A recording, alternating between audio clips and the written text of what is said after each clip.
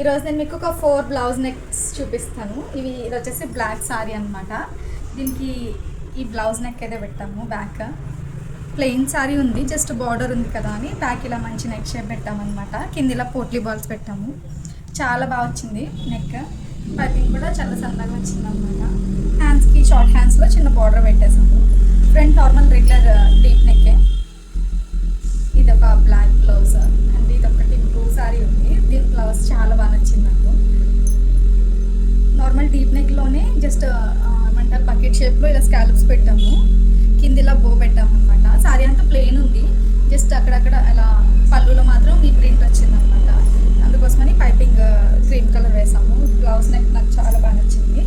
బ్యాక్కి కొంచెం మ్యాచ్ అయ్యేలాగా ఫ్రంట్ కూడా ఇలాగ స్కాలప్ పెట్టాము అనమాట. ఇది బ్యాక్ నెక్. ఇంకొకటి ఇది ఆల్రెడీ మనం స్టిచ్ చేసాము. ఇలాంటి నెక్ కానీ చాలా రోజులు అయిందనమాట. ఇంకొకటి బ్యాక్ నెక్ హై నెక్లో ఇలా డ్రాప్ షేప్ వచ్చి ఇక్కడ కూడా ఇది ఓపెన్ అవుతుంది బటన్ దగ్గర.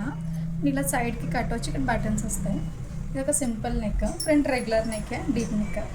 బ్యాక్ నెక్ బాగా నచ్చింది. సింపుల్గా జస్ట్ క్రీమ్ కలర్ పైపింగ్ చేసాము అనమాట. ఇవన్నీ ఒకటే కస్టమర్వి అండ్ కొన్ని మన దాంట్లో చూసినవి ఉన్నాయి, ఇంకొన్ని కస్టమరే సెలెక్ట్ చేసి ఇచ్చారు. దీంట్లో ఒక రెడ్ కలర్ బ్లౌజ్ వచ్చింది. సారీ చాలా బాగుంది, స్మూత్గా.